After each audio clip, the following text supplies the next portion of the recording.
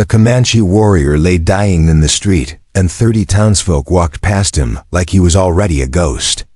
Hannah Prescott saw the blood first, dark and spreading across the frozen dirt. Then she saw the feathers braided into black hair, and her heart stopped. It was market day in Fort Mason. The kind of cold November morning where breath hung white in the air and the ground cracked beneath boots. Hannah had come to trade preserved vegetables from her late husband's garden, the last harvest before winter sealed the world shut. She expected crowds and haggling and the comfortable noise of commerce.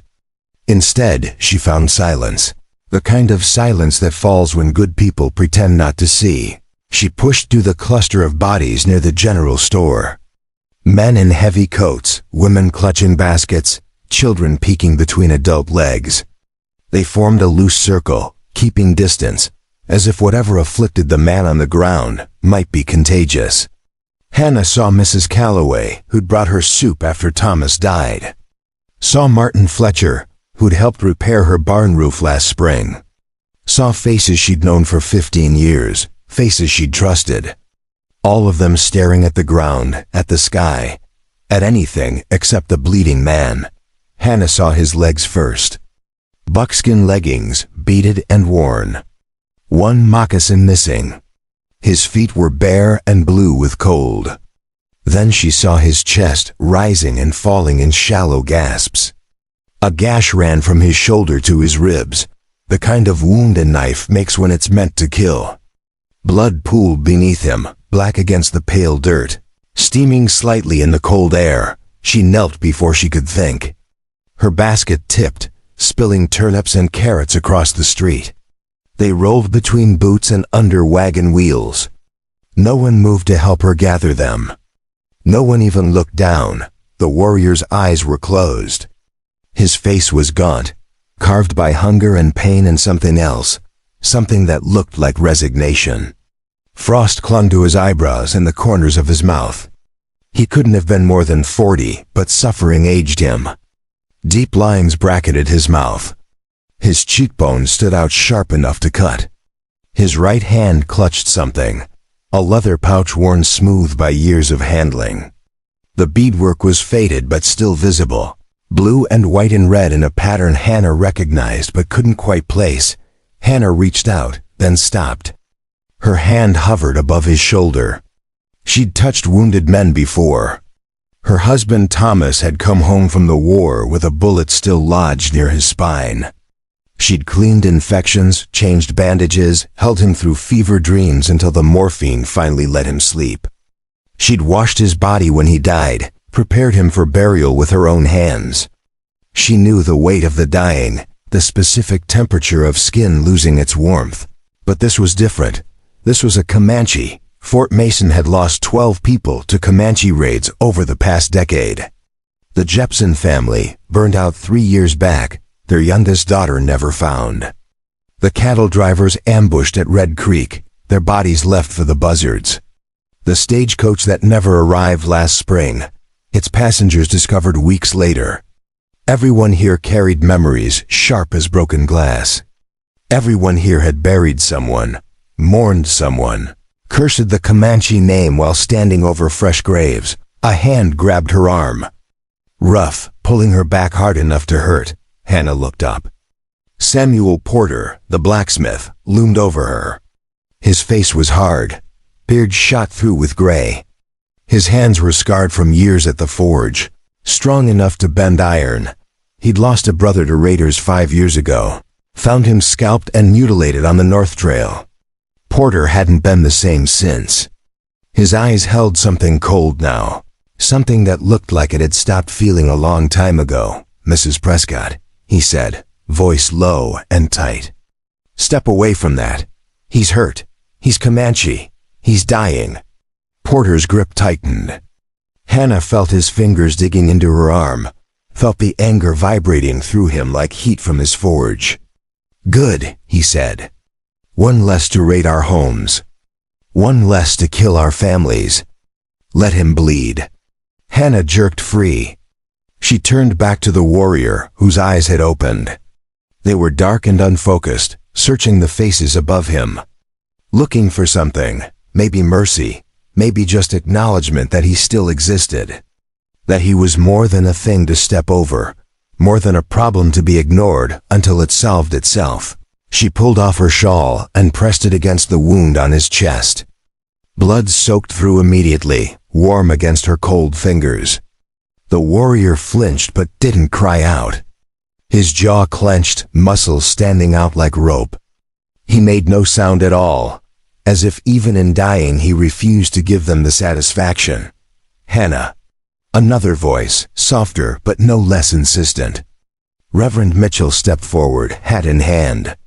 He was a small man, thin and scholarly, with wire-rimmed spectacles that caught the morning light. He'd presided over Thomas's funeral, said all the right words about God's mercy and eternal rest. Hannah had believed him then.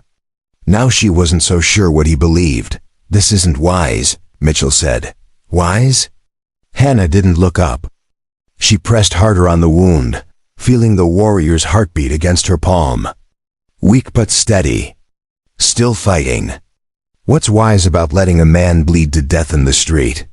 He's not just a man. He's human, Hannah finished. She looked up at the Reverend, meeting his eyes. He's human, Reverend. Or did I misunderstand your sermon last Sunday about loving thy neighbor? About the Good Samaritan who stopped to help when everyone else passed by? Mitchell's face colored. He opened his mouth, closed it, opened it again. Behind his spectacles, his eyes shifted, uncomfortable. The situation is complicated. No, Hannah said. It's simple. He's dying and no one will help him. That's not complicated. It's cowardice. The word landed like a slap. The crowd shifted, uncomfortable. A woman whispered urgently to her husband.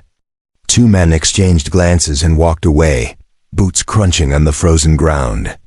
Porter stood his ground, jaw clenched so tight Hannah could see the muscle jumping. Other faces turned away, unable to meet her eyes. Hannah looked at the warrior again. His eyes met hers, and something passed between them. Recognition, maybe. Not of faces, but of souls. She'd seen that look before, in her husband's eyes during his final days when the pain had gotten too bad for the morphine to touch. The look of someone who'd made peace with death, but wasn't quite ready to surrender. The look of someone who still had things left undone, debts unpaid, words unspoken. Then she saw his hands. Really saw them for the first time. The left one bore a scar, long and white, running from wrist to elbow. Old, years old, the kind of scar that came from a serious wound that had healed without proper care. The right one still clutched that leather pouch, knuckles white with the effort. She looked closer at the beadwork, at the pattern of blue and white and red. Geometric shapes, precise and careful, the kind of work that took hours. Days maybe, and suddenly she knew where she'd seen it before. Hannah's breath caught. Her mind raced backward through time, through snow and wind and the absolute certainty of death. 7 years ago. She'd been traveling with a supply wagon, heading home from her sister's funeral in Austin. Clara had died of childbed fever, 23 years old and full of life one day, gone the next. Hannah had stayed for the burial, helped Clara's husband with the baby, a little girl who would never know her mother. The journey home should have taken 3 days. The storm hit on the second day. No warning, no gradual build-up. One moment the sky was clear, the next it was howling down from the north like the end of the world. White and violent and absolutely merciless. The temperature dropped so fast Hannah could feel her skin burning with cold. The wagon driver, a man named Phillips, tried to turn back. The wind caught the canvas cover and tore it away like paper. The horses panicked, rearing and screaming. The wagon went over. Hannah remembered the impact, the world turning sideways. Remembered Phillips's neck snapping, the sound clear even over the wind. Remembered crawling away from the wreckage, away from the dead man, into snow that was already knee-deep and rising. She'd found a depression in the ground, a natural hollow, and collapsed into it. The snow covered her like a blanket. Heavy and cold and suffocating, she'd been sure she would die there. Sure that they'd find her in spring, frozen solid. Another victim of the frontier's casual cruelty. She'd stopped feeling her hands first, then her feet. Her thoughts had gotten slow and thick, like moving through honey. She'd started seeing things, hallucinations born of cold and oxygen deprivation. Her sister Clara, standing in the snow, beckoning. Her mother, dead 10 years, calling her home, then hands. Real hands, warm and strong, pulling her up. She'd been too far gone to fight. Too cold to understand what was happening. Someone had lifted her, carried her. She remembered the sensation of movement, of being held against a chest that smelled of smoke and sage and leather. Remembered being set down somewhere warmer, near a fire that hurt her frozen skin. Remembered those hands wrapping her in furs, feeding her broth that tasted of meat and salt, and saved her life. She'd drifted in and out of consciousness. When she'd been aware, she'd seen a figure moving in the firelight. Tall, broad-shouldered, moving with a grace that seemed impossible in the confined space. She'd tried to speak, to ask who he was, to thank him. Her tongue wouldn't work. The words came out garbled, senseless. But he understood. He'd knelt beside her, and in the firelight, she'd seen his face. High cheekbones, deep-set eyes, black hair worn long. And on his left hand, a long white scar. He'd touched her forehead gently, checking for fever, and said something in a language she didn't understand. Then one word in English, heavily accented but clear. "Safe," he'd said. "You safe." And she had been. She'd slept through the night, wrapped in furs near the fire, while the storm raged outside. When she woke at dawn, the storm had passed. The world was white and still and impossibly quiet. The cave, for that's what it had been, was empty except for the dying fire and a leather pouch hanging from a stone outcrop. Blue and white and red beadwork, geometric and precise. Hannah had taken the pouch, planning to find her rescuer, to thank him properly, to ask his name. But when she'd emerged from the cave, there had been no tracks in the fresh snow. No sign anyone had ever been there except her. She'd walked 3 miles to the nearest ranch, been taken in, eventually made it home. She'd kept the pouch, hung it by her bed, looked at it every night and wondered, who had saved her? Where had he gone? Would she ever see him again? Now she knew. Pahayoko, Hannah whispered. The name came to her like a dream half remembered. She'd heard it in the cave, heard him say it when she'd asked, in her delirium, who he was. She'd forgotten until this moment, the memory buried under 7 years of life and grief and survival. The warrior's eyes focused. He stared at her, really stared, and slowly, painfully, recognition dawned in his face. His cracked lips moved. "Yellow hair woman," he said in broken English, each word an effort. "From the snow. From the death time." Hannah nodded, tears blurring her vision. Her throat felt tight. "You saved me." "Long time," he whispered. His eyes closed briefly, then opened again. "Thought you forget. Thought all white people forget." "I never forgot," Hannah said. Her voice shook. "I looked for you. I wanted to thank you. I wanted to repay you." Pahayoko's mouth twitched, almost a smile. "Now you repay," he said. "Now you save me." Porter grabbed her shoulder again, fingers digging in hard. "Hannah, I don't know what you think is happening here, but you need to stop. You need to walk away. This man is Comanche. Do you understand what that means? Do you know what his people have done?" Hannah stood, turning to face him. She was a small woman, barely came up to Porter's chest, but something in her eyes made him take a step back. "He saved my life," she said, loud enough for the whole street to hear. She looked at the crowd, at all the faces she knew, all the people she'd called friends and neighbors. 7 years ago, when the blizzard hit and the wagon overturned and the driver died, this man carried me to shelter. He kept me alive through the night. He gave me food and warmth and asked for nothing. He saved my life when he could have left me to die, when it would have been easier to leave me. Silence. Deep and absolute. Someone coughed. A horse stamped its foot. Otherwise nothing. I don't care what he is, Hannah continued. Her voice shook but held firm. I don't care what tribe he belongs to or what history we have with his people. I know what he did for me. I know the debt I owe. And I know that if I walk away now, if I let him die in this street, I'm no better than the storm that tried to kill me. I'm no better than the cold that doesn't care if you're good or bad, just whether you'll freeze. You don't owe savages anything, someone called from the back. Hannah couldn't see who. The voice was male, angry, hiding in the crowd. Hannah's eyes flashed. I owe him everything. My life. Every day I've lived since that storm. Every morning I've woken up, every meal I've eaten, every breath I've taken.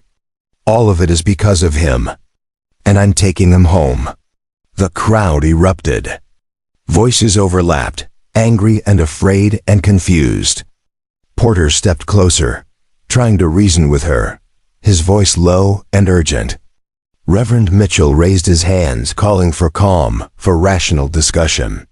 2 women hurried their children away, pulling them by the hands, as if Hannah's defiance might be contagious.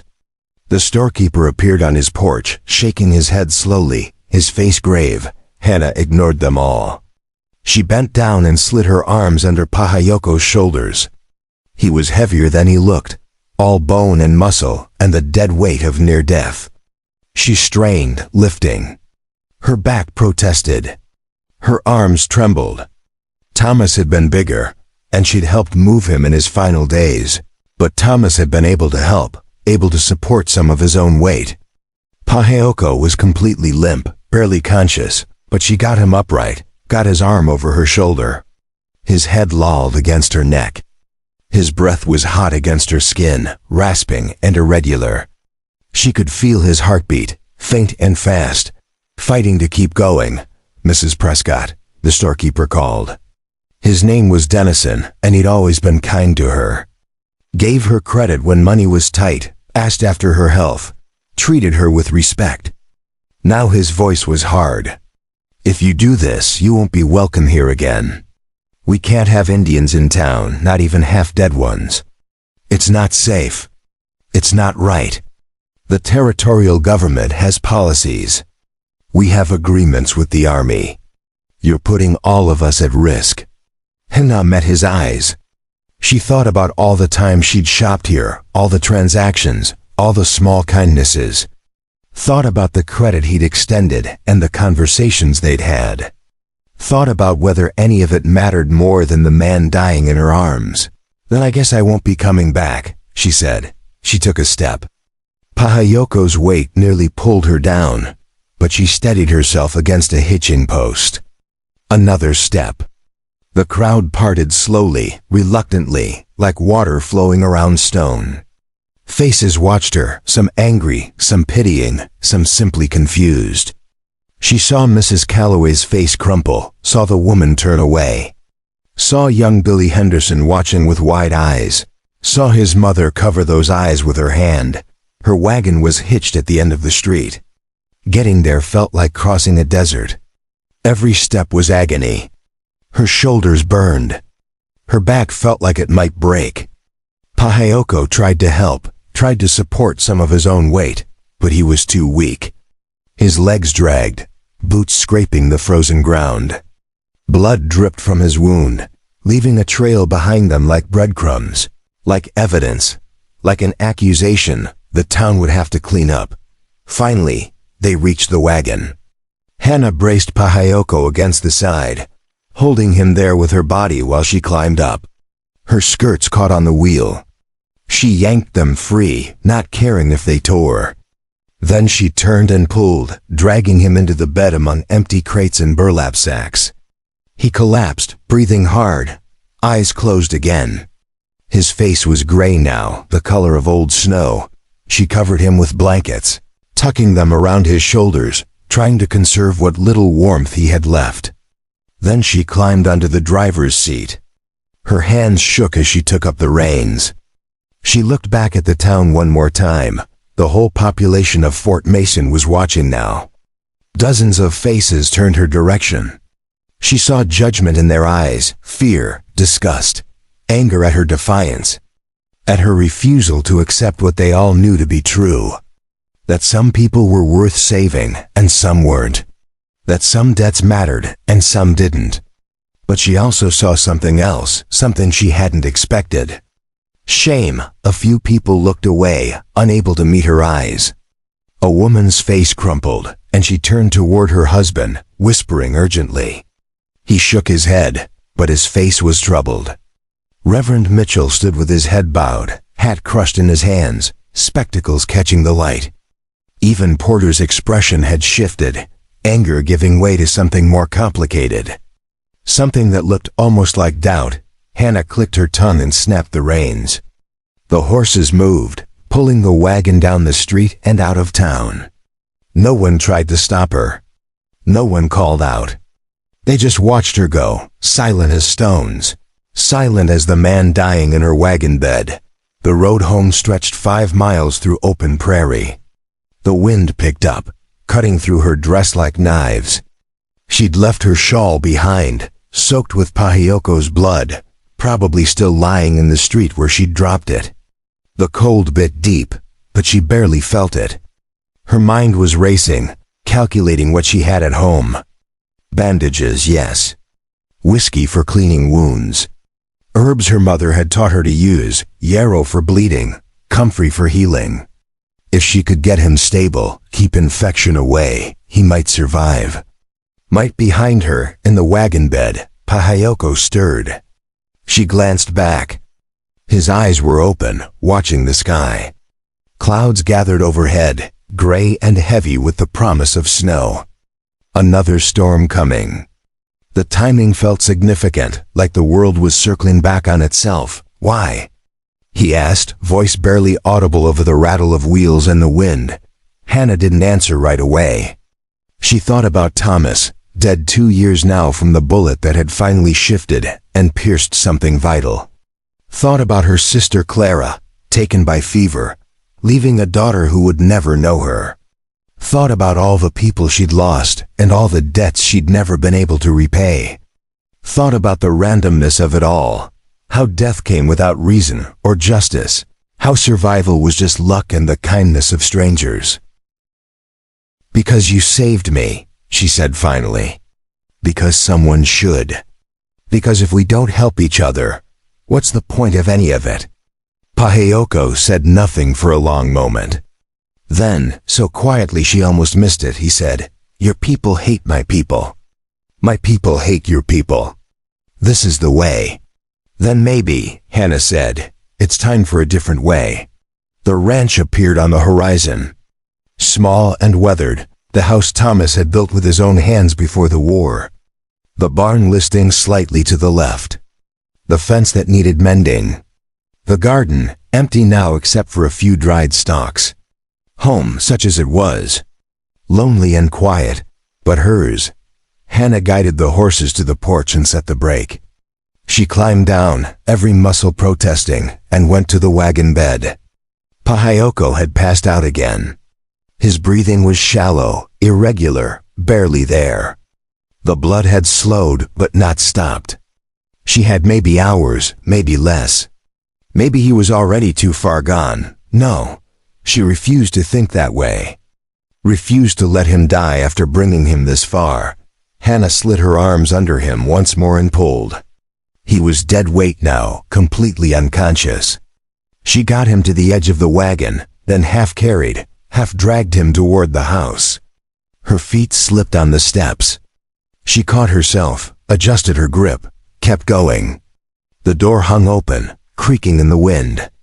She maneuvered him through, into the small parlor where Thomas's chair still sat by the cold fireplace. Then down the hall to the spare room. The room where Thomas had died. She hesitated for only a moment. Then she pushed through the door and laid Pahayoko on the bed. The same bed. The same quilts. The room still smelled faintly of sickness and morphine and death.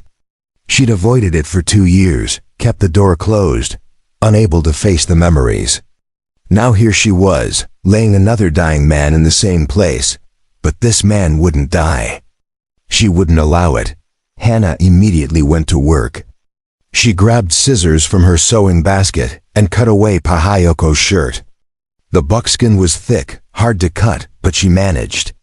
His chest was lean and scarred, marked with old wounds and the evidence of a hard life. The new wound was deep, running from just below the collarbone down toward his ribs. The knife had gone in at an angle, missing the lung but cutting through muscle and possibly nicking an artery. She ran to the kitchen. Put water on the stove to heat. Grabbed clean cloth and tore it into strips. Found the whiskey Thomas had kept for pain, still half full. Found her mother's herb box, the one she'd brought from Pennsylvania. Filled with dried plants and folk remedies that doctors sneered at, but that worked anyway. Back in the spare room, she cleaned the wound. Poured whiskey over it. Pahayoko didn't even flinch, too far gone to feel pain. She packed it with yarrow to stop the bleeding, then stitched it closed with careful, even stitches. Her hands moved with practiced efficiency. Muscle memory from years of tending Thomas, from helping neighbors with injuries.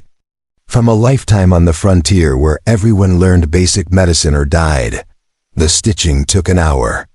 By the time she finished, her hands were cramping and her back ached from bending over. She bandaged the wound, wrapping cloth around his chest and shoulder, tying it tight. Then she covered him with quilts and sat back, exhausted. Darkness had fallen while she worked. She hadn't even noticed. The room was lit only by a single lamp, casting shadows that moved with the flickering flame. Outside, she could hear the wind picking up. Snow began to fall, light at first, then heavier. She could hear it tapping against the window like fingers asking to come in. Hannah looked at the man she'd saved. A Comanche warrior, enemy of her people, lying in her dead husband's bed. She thought about what the town would do when they found out she'd brought him here. Thought about Porter's anger, Dennison's warning, Reverend Mitchell's discomfort. Thought about the consequences waiting like wolves in the dark, but she also thought about the cave 7 years ago. About hands that had saved her without hesitation, without thought of tribe or history or hate. About a stranger who'd seen another human being in danger and acted simply and completely because it was right. About debts that transcended everything else. All the anger and fear and prejudice that made people walk past dying men in the street. She pulled the quilts up to Pahayoko's chin and stood. Her whole body ached. There was firewood to bring in, food to prepare, a long night ahead. She needed to keep the fire going, keep the room warm, check his bandages every few hours. Tomorrow would bring its own troubles. The town wouldn't forget this. They wouldn't forgive it. There would be consequences, she was sure of that. But tonight, a man was alive who should have been dead. Tonight, a debt 7 years old had begun to be repaid. Hannah walked to the kitchen and lit another lamp. Through the window, she could see snow falling thick now, covering the world in white, erasing the wagon tracks that led to her door. Somewhere out there, Fort Mason was talking about her. Making decisions. Planning responses. She imagined the conversations, the arguments, the careful deliberations about what to do with the widow who defied them all. Let them, she thought. Let them come. She'd chosen her path in that street. When she'd knelt beside a dying man everyone else had abandoned. Whatever happened next, she'd face it with the same certainty, the same stubborn conviction that some things mattered more than safety or reputation or the approval of neighbors. Some debts were worth paying, no matter the cost. The fire crackled in the stove. The snow fell, steady and silent. And in the spare room, Pahayoko breathed, shallow but steady, still alive against all odds, still fighting. Hannah poured herself coffee and sat at the kitchen table. Thomas's chair across from her was empty, as it had been for 2 years. She thought he would have understood this, would have approved. He'd been a good man, a kind man, the kind who helped neighbors and stood up for what was right. She hoped she was living up to his memory. Hoped that somewhere, he was watching and nodding and saying, yes, this is what we do, this is who we are. The night stretched ahead, long and uncertain. But for now, there was coffee and warmth and the knowledge that she'd done the right thing. Sometimes Hannah thought, that had to be enough. They came at dawn with righteous anger disguised as concern.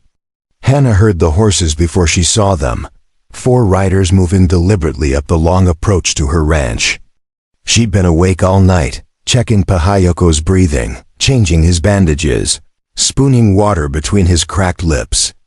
The warrior had survived the night, which was more than she'd dared hope, but he wasn't out of danger. Fever had set in around midnight, turning his skin hot and dry to the touch. Hannah stood on her porch, coffee cup in hand, and watched them come. She recognized the shapes even at a distance. Samuel Porter rode in front, his blacksmith's shoulders unmistakable. Behind him came Dennison the storekeeper, Reverend Mitchell, and a 4th man she couldn't quite place until they got closer. Jacob Thornton, the territorial judge. That was bad. That meant this wasn't just a social call. They reined up at her fence but didn't dismount. Porter's face was hard in the early light, all the softness worn away by years of grief and anger. Dennison looked uncomfortable, kept adjusting his hat. Mitchell wouldn't meet her eyes. But Thornton, he stared at her with the cold assessment of a man used to making decisions about other people's lives. Mrs. Prescott, Thornton said. His voice was formal, carrying the weight of authority. We need to speak with you about yesterday's incident. Incident, Hannah repeated. She set her coffee cup on the porch rail. That what you're calling it? You removed an Indian from town against the advice of community leaders. You brought him to your property. We have concerns. I'm sure you do. Porter leaned forward in his saddle. Hannah, be reasonable. You can't keep a Comanche here. It's not safe. It's not legal. Legal, Hannah said. The word tasted bitter. Was it legal to let him bleed to death in the street? Before we jump back in, tell us where you're tuning in from, and if this story touches you, make sure you're subscribed, because tomorrow I've saved something extra special for you. Show me that law, Porter. Show me where it says we're allowed to watch a man die and do nothing. He's not just a man, Dennison interjected, his voice pleading. He's Comanche.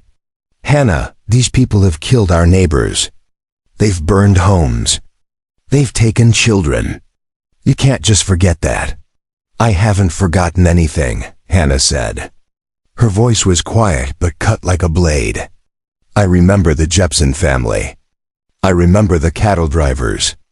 I also remember a blizzard 7 years ago, and a man who saved my life without asking my name or my tribe, or whether I deserved it. Thornton's expression didn't change. We've heard your account of this alleged rescue. Even if true, it doesn't give you the right to harbor a potentially dangerous individual. Dangerous. Hannah looked at each man in turn. He's barely conscious. He's wounded and fevered and weak as a newborn calf. What exactly do you think he's going to do? That's not the point, Thornton said. The point is precedent. If we allow one person to bring Indians into our community, we lose control. We lose the ability to protect ourselves. Hannah felt anger rising in her chest, hot and clean. You want to talk about protection? Where were you protecting him yesterday? Where was your concern for safety when he was bleeding in your street? That's different, Mitchell spoke up, his voice thin. He came into our town. We didn't invite him. We have no obligation. No obligation to basic human decency? Hannah finished. Is that what you're preaching now, Reverend? Because I seem to remember Jesus had some thoughts about that. Something about whatsoever you do to the least of these, you do to me. Or was that just pretty words for Sunday morning? Mitchell's face reddened. He opened his mouth, but Thornton raised a hand, silencing him. "Mrs. Prescott," the judge said, his tone hardening. "I'm not here to debate theology. I'm here to inform you of the legal situation. The territorial government has regulations regarding the placement of Indians. They must be on designated reservations or under military supervision. What you're doing violates those regulations. Then arrest me." The words hung in the cold morning air. Porter's horse stamped nervously. Dennison looked away. Even Thornton seemed taken aback. "I'm not joking," Hannah continued. "If what I'm doing is illegal, arrest me. Take me to jail. But you'll have to go through that house first and drag a dying man out of his bed. You'll have to be the ones to kill him, because that's what it'll do. Moving him now will kill him." "Hannah," Porter's voice was almost gentle. "Why are you doing this? Why throw your life away for a stranger? For a Comanche?" Hannah thought about that question. She'd asked herself the same thing a dozen times during the long night, watching Pahayoko struggle against fever, listening to him mutter words she couldn't understand. Why was she doing this? It would have been easier to walk away, to let the town handle it, to preserve her place in the community. But then she thought about Thomas, about the kind of man he'd been, about the stories he'd told of the war, of the choices men made when everything else was stripped away. He'd told her once that the measure of a person wasn't what they did when people were watching, but what they did when no one would ever know. What they did when the only judge was their own conscience. "Because it's right," Hannah said simply. "Because 7 years ago, when I was dying in the snow, he didn't ask if it was legal to save me. He didn't form a committee to discuss whether I deserved help. He just did it. And if I let him die now because it's inconvenient or dangerous or against regulations, then I'm saying his life meant nothing. That the debt I owe means nothing. That we only help people when it's easy." "Noble sentiments," Thornton said. "But sentiment doesn't change the law. I'm giving you 24 hours to make arrangements. Either he goes to the military fort at Austin, or I'll have the marshal come remove him. Those are your options." "No," Hannah said. The word was simple, final. The men on horseback looked at each other. This wasn't what they'd expected. They'd come prepared for argument, for negotiation, for eventual capitulation. They hadn't prepared for simple refusal, Mrs. Prescott. Thornton's voice took on a warning tone. "You're not thinking clearly. Consider your position. You're a widow, alone, with no family nearby. You depend on this community for supplies, for labor, for survival. If you insist on this course of action, that goodwill will evaporate. Is that a threat, Judge? It's a statement of fact. Communities have standards. They have the right to exclude those who violate those standards." Hannah felt something cold settle in her stomach. She understood now. This wasn't about law or safety. This was about control. About making sure everyone knew their place, followed the rules. Didn't ask uncomfortable questions about who deserved help and who didn't. "Then I guess," Hannah said slowly, "you'd better start excluding me." Porter made a sound of frustration. He dismounted, walked to the fence. "Hannah, listen to me. I lost my brother to Comanche raiders. I held him while he died. I buried what was left of him. Don't tell me about debts and obligations. Don't tell me about doing what's right. Sometimes what's right is protecting your own people." "He is my own people," Hannah said. "He's human. That makes him my own people." "That's naive," Porter shot back. "That's the kind of thinking that gets people killed. You think he'd do the same for you? You think if positions were reversed, he'd risk everything to save a white woman?" "He already did," Hannah said quietly. 7 years ago, he already did." That stopped Porter. He stared at her, working his jaw, trying to find words. Finally, he shook his head. "You're making a mistake. A mistake you'll regret. Maybe, Hannah said. But it'll be my mistake. Mine to make, mine to live with. The four men sat their horses in silence. Hannah could see them calculating, trying to figure out their next move.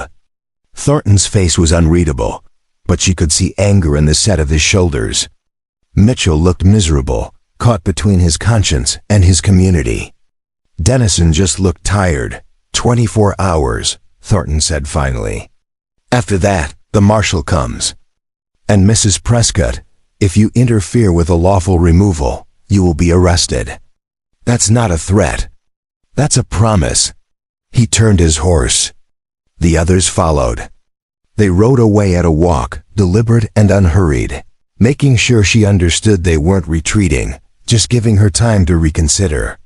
Hannah watched until they disappeared down the road, then let out a breath she hadn't realized she was holding. Her hands were shaking. She picked up her coffee cup and drank, but the liquid had gone cold. Behind her, through the open door, she could hear Pahayoko stirring, muttering in fever. She needed to check on him, change his bandages again, try to get more water into him.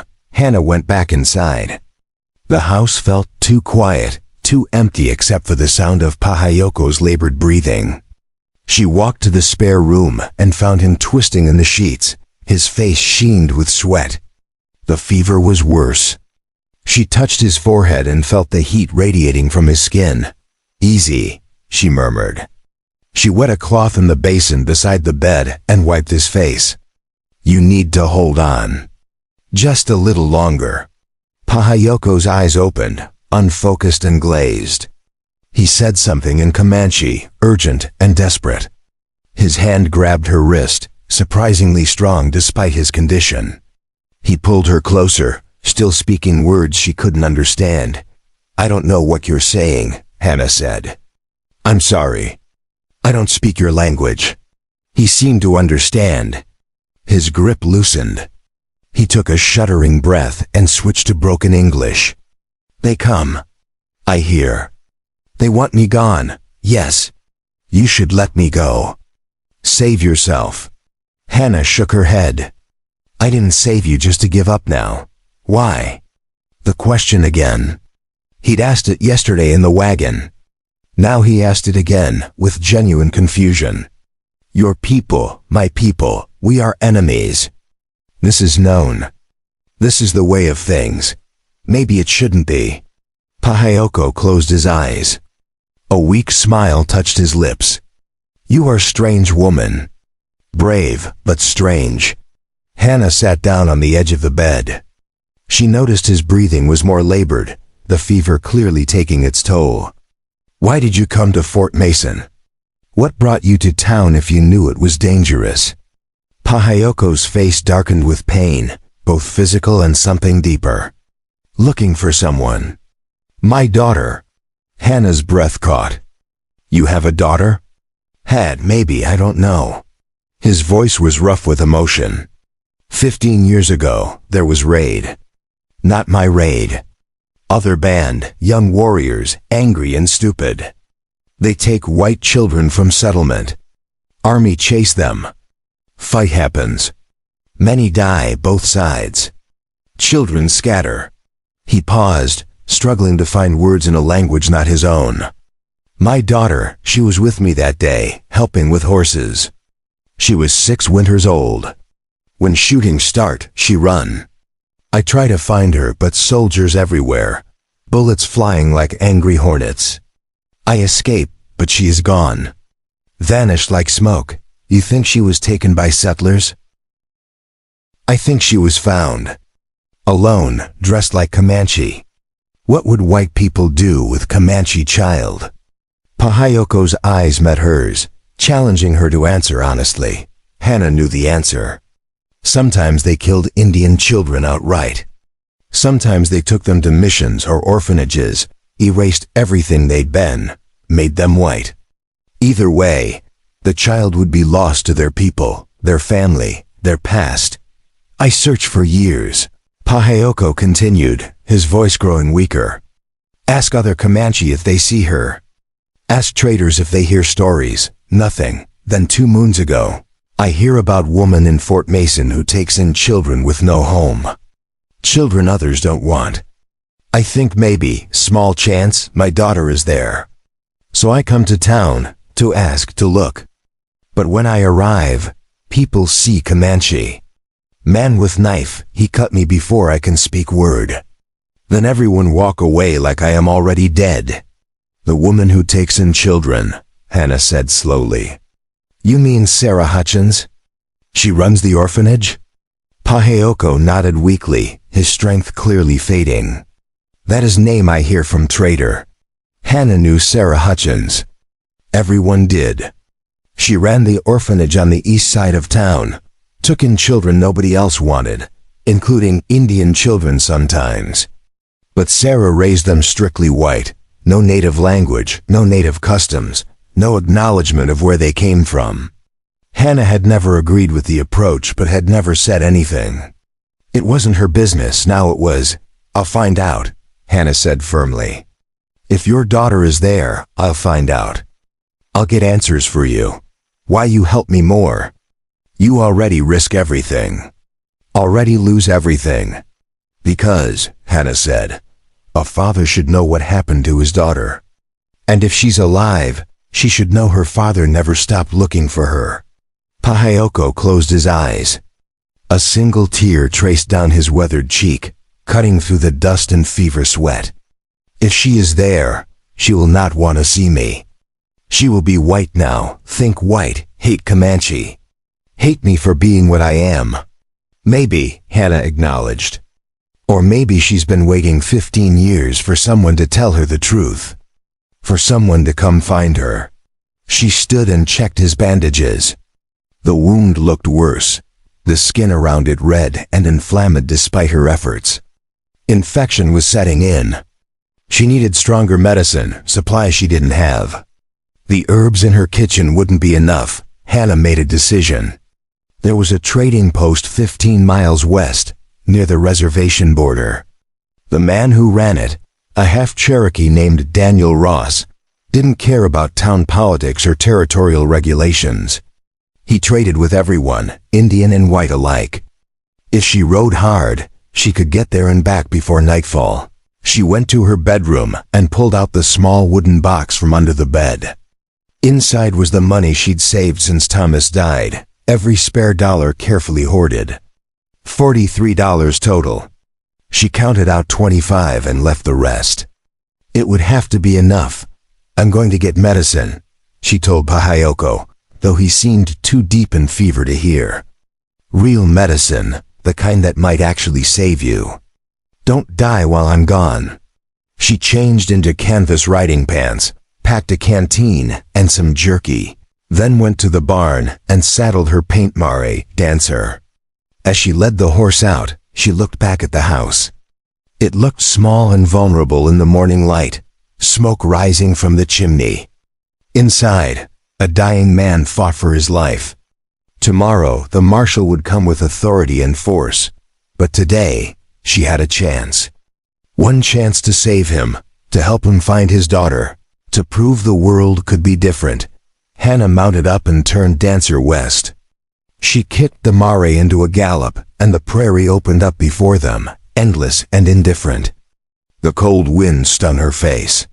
Her hands ached on the reins. But she rode hard, because time was running out and every minute mattered. The trading post appeared on the horizon just after noon. Hannah slowed Dancer to a walk, letting the mare catch her breath. The structure was rough logs and canvas, flying a faded flag. A handful of horses stood tied outside, a mix of Indian ponies and settler stock. Hannah dismounted and pushed through the door. Daniel Ross stood behind the counter, talking to a Kiowa man in sign language. He looked up when she entered, his weathered face showing surprise. "Mrs. Prescott," he said. "Been a while. What brings you out this way?" "I need medicine," Hannah said without preamble. "Yarrow, comfrey, willow bark. And laudanum if you have it." Ross's expression changed, became guarded. "Someone hurt bad?" "Yes. Anyone I should worry about?" Hannah met his eyes steadily. Depends on who you worry about. Ross studied her for a long moment. The Kiowa man glanced between them, then said something in his language and left. When they were alone, Ross leaned on the counter. Word travels fast out here, he said quietly. I heard about Fort Mason yesterday. About a widow who stood up to the whole town for a Comanche warrior. Word travels too fast. Some folks think you're brave. Others think you're crazy. Ross paused. Me, I think maybe you're both. Will you sell me the medicine or not? Ross smiled slightly. Your husband was a good man, Hannah.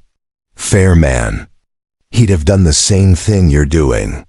He pushed away from the counter and started gathering supplies, moving with practiced efficiency. The laudanum's expensive. $15 for a small bottle. I'll take it. He packed everything into a canvas bag. $22 total. Hannah counted out the money, leaving her with almost nothing. She took the bag, feeling its weight, the weight of borrowed time and desperate hope. Mrs. Prescott, Ross said as she turned to leave. If you need anything else, you send word. What I have is yours. Hannah nodded, unable to speak past the tightness in her throat. She mounted Dancer and turned for home. The ride back was slower, preserving the horse's strength. The sun slid toward the western horizon. She had maybe 3 hours of daylight left. The ranch came into view as the sun touched the horizon. Hannah urged Dancer faster, suddenly afraid of what she might find. She dismounted at the porch and ran inside, the medicine bag clutched tight. The house was quiet. Too quiet. She rushed to the spare room and pushed open the door. Pahioko lay as she'd left him, but his color was worse, his breathing more labored. The fever had him fully in its grip now, shaking him with chills despite the blankets. Hannah went to work immediately. She mixed willow bark tea for the fever, spooned laudanum between his lips for the pain, cleaned his wound again and packed it with fresh herbs, changed his bandages, wrapped him tighter against the chills, all the while talking to him, telling him to hold on, telling him his daughter might be alive. Whether he heard, she couldn't tell. He muttered and tossed, lost somewhere in fever dreams. But he breathed. His heart beat. He fought. Hannah worked until full dark, until her hands could barely grip the cloth. Then she sat beside the bed, watching him struggle, watching the night deepen outside. Tomorrow the marshal would come. Tomorrow she'd have to make a choice she wasn't ready to make. But tonight, she'd kept him alive one more day, and sometimes she thought as exhaustion pulled at her, that was all anyone could do. Keep fighting. Keep hoping. Keep believing tomorrow might bring something different. Outside, an owl called low and mournful. The sound carried across the empty prairie, a voice in the darkness. Hannah closed her eyes and listened to Pahioko breathe, steady and slow. Still alive against every odds stacked against him. The marshal arrived at mid-morning with 3 deputies and a wagon. Hannah saw them coming from the kitchen window where she'd been grinding herbs for another poultice. Her hands stilled on the pestle. This was it then. The moment she'd been dreading since Thornton's ultimatum. She wiped her hands on her apron and walked outside. The morning was bitter cold, frost still clinging to the grass despite the climbing sun. Her breath came out white. She crossed her arms against the chill and waited on the porch as the 4 men approached. Marshal William Crawford was a big man, thick through the chest and shoulders, with a gray beard and eyes that had seen too much. He'd been marshal for 15 years, survived 2 assassination attempts, and buried more outlaws than he could count. Hannah had met him twice before, both times at community gatherings. He'd seemed reasonable then, almost kind. Now his face was closed, professional. He dismounted slowly, favoring his left leg. An old wound, she'd heard. Something from his days fighting in the territories. The 3 deputies stayed mounted, hands resting casually near their pistols. Mrs. Prescott, Crawford said. His voice was gravelly but not unkind. I expect you know why I'm here. I do. Judge Thornton issued a removal order for the Indian you're harboring. I'm here to execute that order. I'd appreciate your cooperation. Hannah looked past him at the wagon, at the deputies watching her with neutral expressions. And if I don't cooperate? Then I'll have to arrest you for obstruction. I'd rather not do that, ma'am. You're a respected woman in this territory. Widow of a war veteran. You've got friends, people who speak well of you. Don't throw that away. Throw it away, Hannah repeated. She felt something hard and cold settling in her chest. That's what you think I'm doing? I think you're letting gratitude cloud your judgment. I heard about the blizzard, about what he did for you. That's admirable, it truly is. But it doesn't change the law. The law, Hannah said. Tell me something, Marshal. When you were in the war, did you ever have to choose between following orders and doing what was right? Crawford's expression shifted slightly, a flicker of something that might have been discomfort. That's not relevant, isn't it? Because it seems to me that's exactly what we're talking about. You've got your orders. I've got my conscience. One of us has to bend. Mrs. Prescott, I don't want to force this, but I will if I have to. Hannah studied his face, looking for some sign of doubt, some crack in his official armor. She found none. Crawford was a man who'd learned his separate duty from feeling, who could do terrible things because someone with authority told him to. She'd known men like that in the war. Some of them had been heroes. Some of them had been monsters. Most had been both. He's dying, Hannah said. Moving him will kill him. Then he'll die at the fort with proper medical care, instead of in a settler's home where he doesn't belong. Proper medical care. Hannah's voice went sharp. Is that what they'll give a Comanche at the fort? Or will they let him die quietly in some corner where no one has to look at him? Crawford's jaw tightened. That's not my concern. My concern is enforcing the law. Then enforce it, Hannah said. Come into my house. Drag a dying man from his bed. Throw him in that wagon and watch him bleed out before you make it 5 miles. Do what you came to do, Marshal. But do it knowing what it is. Don't hide behind the law like it absolves you. One of the deputies shifted in his saddle. Young, maybe 20, with a thin mustache and uncertain eyes. He looked at Crawford, then at Hannah, then away. The other 2 deputies were older, harder. They'd done this before, she realized.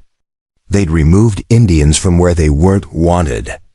This was just another job. Crawford took a step closer. When he spoke, his voice was lower, almost gentle. Mrs. Prescott, I've got a daughter about your age. If she were in your position, I'd want her to be smart. To think about her future. You keep pushing this, you'll lose everything. Your ranch, your standing, maybe your freedom. Is that worth it? Is one Comanche worth all that? Hannah thought about Paheoko lying in the spare room. Thought about his daughter, lost somewhere in the machinery of 2 cultures at war. Thought about the cave 7 years ago and hands that had saved her without hesitation. Thought about Thomas and what he would have said, what he would have done. Yes, she said simply. He is, Crawford sighed. It was a tired sound, the sound of a man who'd hoped for an easier resolution. Then I'm sorry. Boys, let's get this done. The 3 deputies dismounted. Hannah moved to block the door, but Crawford gently moved her aside. His grip was firm, but not rough. Don't make me add assault to the charges, he said quietly. Please. They went inside. Hannah followed, her heart hammering. The house felt violated by their presence, these strangers with badges and guns tramping through her home. Crawford led the way to the spare room. He pushed open the door and stopped. Paheoko was awake. He'd propped himself up against the headboard, and in his hand was Thomas's old cavalry pistol. Hannah had no idea where he'd found it, how he'd gotten the strength to search. But there it was, steady in his grip, despite the fever that still glazed his eyes. "Nobody move," Crawford said. His hand went to his own weapon. The deputies behind him drew their pistols. Suddenly the small room was full of pointed guns and the smell of fear. "Put it down," Crawford said to Paheoko. "You're in no condition to fight. Put the gun down and this ends peacefully." Paheoko's eyes moved from face to face, finally settled on Hannah. Preparing and narrating this story took us a lot of time, so if you are enjoying it, subscribe to our channel. It means a lot to us now. Back to the story. "I am sorry," he said in his broken English. "I bring trouble to you. I should not have come." "Don't apologize," Hannah said. Her voice was steady despite the terror gripping her chest. "You have nothing to apologize for. I will go with them. I will not make you suffer more for my sake." "Paheoko, no, it is right thing," he interrupted. "You save my life. You give me hope about my daughter. That is enough. That is more than I deserve." He started to lower the pistol. Crawford tensed, ready to move. The deputies adjusted their aim. Hannah saw it all happening in slow motion, saw how it would end. They'd take him. He'd die in the wagon or at the fort. Either way, she'd never know what happened. Never find his daughter. Never complete what she'd started. "Wait," Hannah said. The word came out sharp, commanding. Everyone froze. She looked at Crawford. "Give me one more day. Mrs. Prescott, 1 day. 24 hours. Let me stabilize him. Let me get the fever down. Then I'll bring him to the fort myself. I give you my word." Crawford's eyes narrowed. "Why should I believe that?"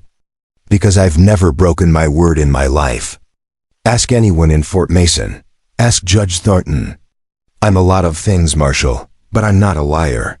Crawford studied her face. The room was silent except for Paheoko's labored breathing and the creak of floorboards as one of the deputies shifted weight. Finally, Crawford spoke. "I can't do that." Judge's orders were clear. Immediate removal. "Then go back to the judge," Hannah said. "Tell him I'm requesting 1 day. If he denies it, you can come back with more men if you need them. But give me a chance to ask. He'll say no. Maybe, but at least let him say it himself instead of you deciding for him." Crawford worked his jaw, thinking. The young deputy with the thin mustache spoke up. "Marshal, it wouldn't hurt to ask. Man's clearly in bad shape. Another day might not matter either way." "Shut up, Collins," one of the older deputies growled. "We got our orders. I'm just saying." I said shut up. Crawford raised a hand, silencing them both. He looked at Paheoko, who still held the pistol but loosely now, as if he'd forgotten it was there. Looked at Hannah, standing between them all, trying to hold back the inevitable with nothing but words and will. "If I go back to town," Crawford said slowly, "and if the judge agrees to 1 more day, you bring him to the fort tomorrow morning. Not afternoon, morning, and you come alone. No tricks, no help from sympathizers. Just you and him. Agreed?" Hannah nodded. "Agreed, and he puts that gun down right now." Hannah moved to the bed. She knelt beside Paheoko and gently took the pistol from his hand. He let it go without resistance. Up close, she could see the effort it had cost him just to sit up, just to hold the weapon. His whole body trembled with exhaustion. "Lie down," she murmured. "Rest, we have 1 more day."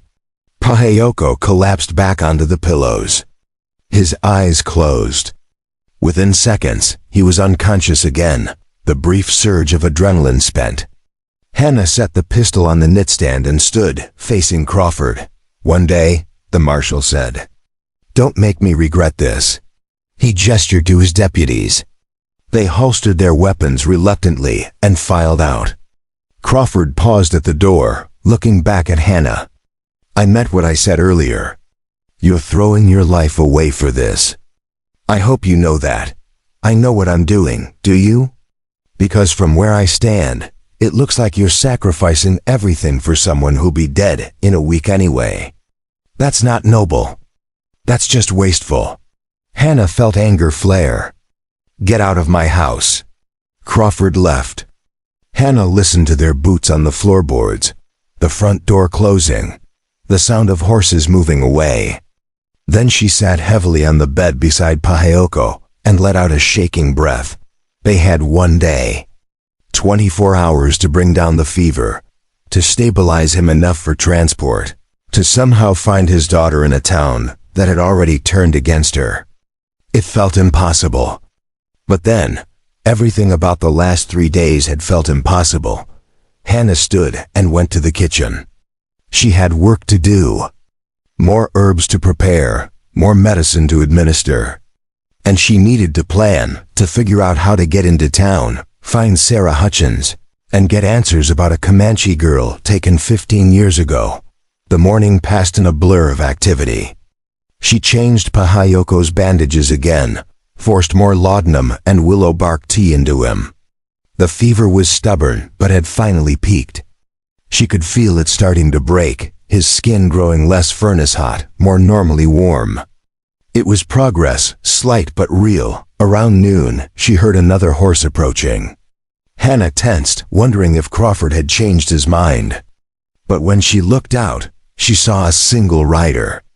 A woman, sitting side saddle, wearing a good wool coat and a determined expression. Margaret Henley, the schoolteacher. Hannah had known her for years, trusted her as much as she trusted anyone in Fort Mason. She went to the door as Margaret dismounted. Margaret? What are you doing here? The schoolteacher tied her horse and climbed the porch steps. Her face was troubled. I heard the marshal was here this morning. I had to come see if you were all right. I'm fine. He gave me until tomorrow. Tomorrow, Margaret repeated. She came inside without invitation, looking around as if checking for damage. Hannah, the whole town is talking about you. Some people think you've lost your mind. Others think you're some kind of saint. Most are just confused. What do you think? Margaret met her eyes. I think you're doing what you believe is right. I also think it's going to cost you everything. Hannah led her to the kitchen and poured coffee.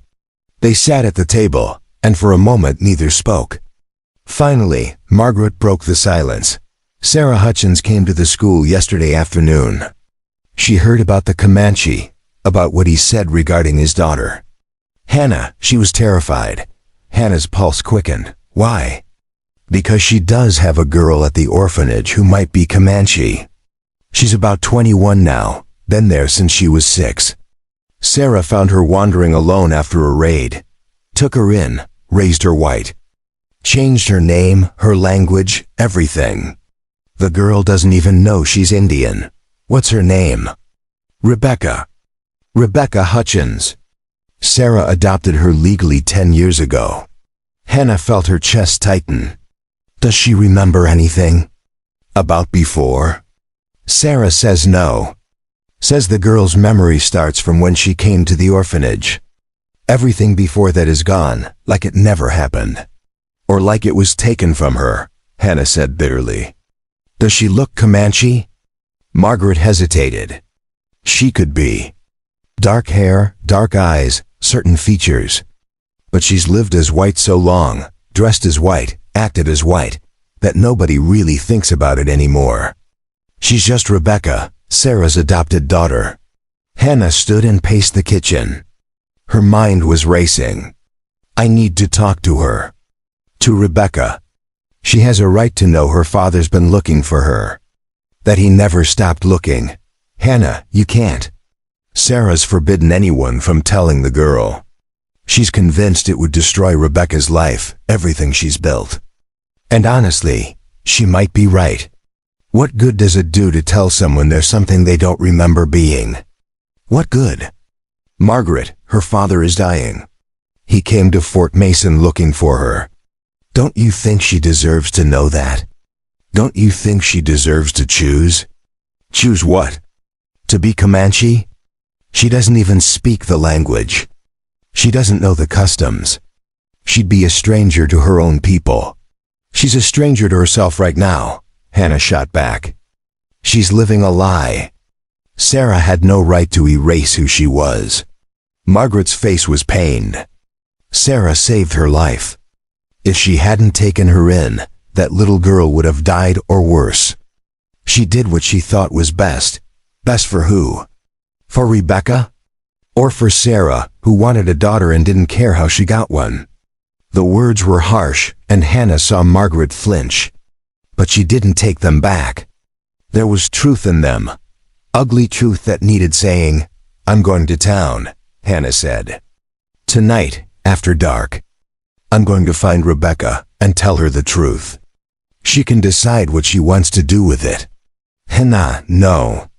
Sarah will have you arrested. So will half the town. You're already on thin ice. I don't care.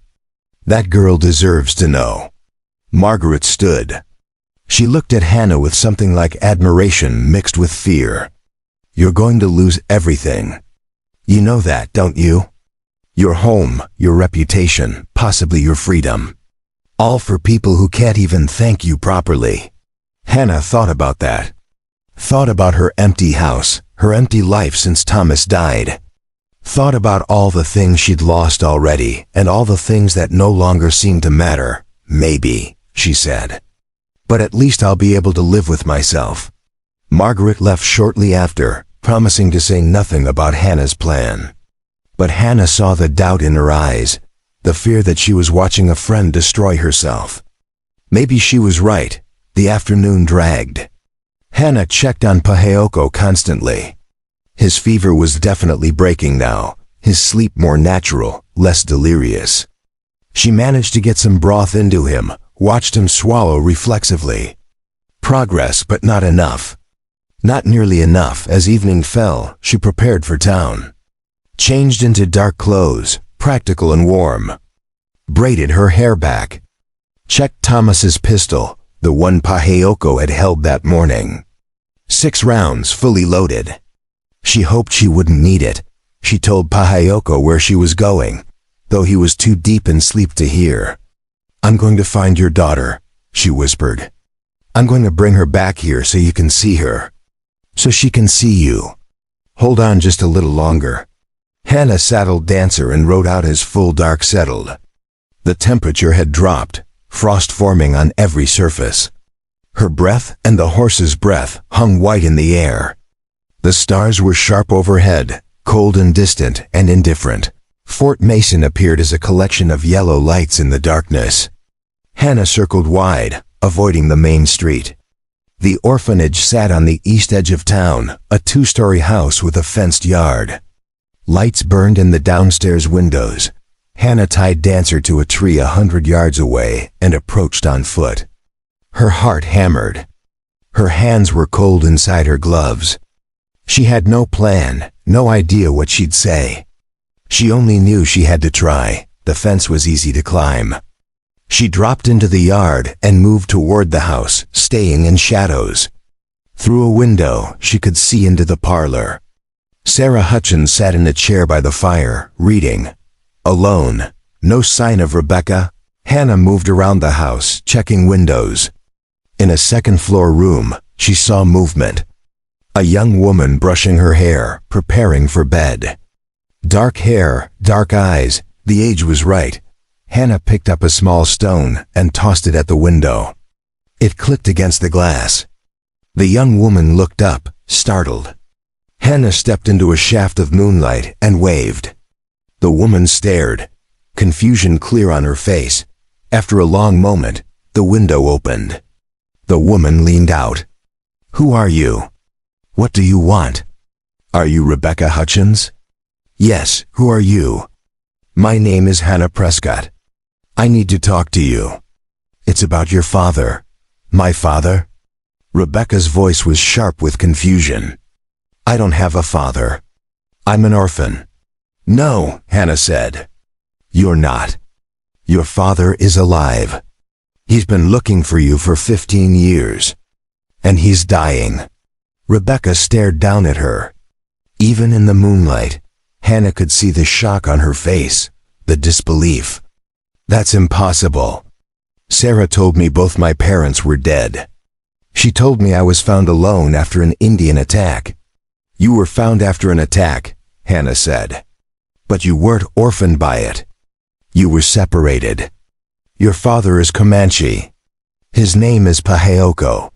He's been searching for you since the day you disappeared. Comanche, Rebecca's voice went flat.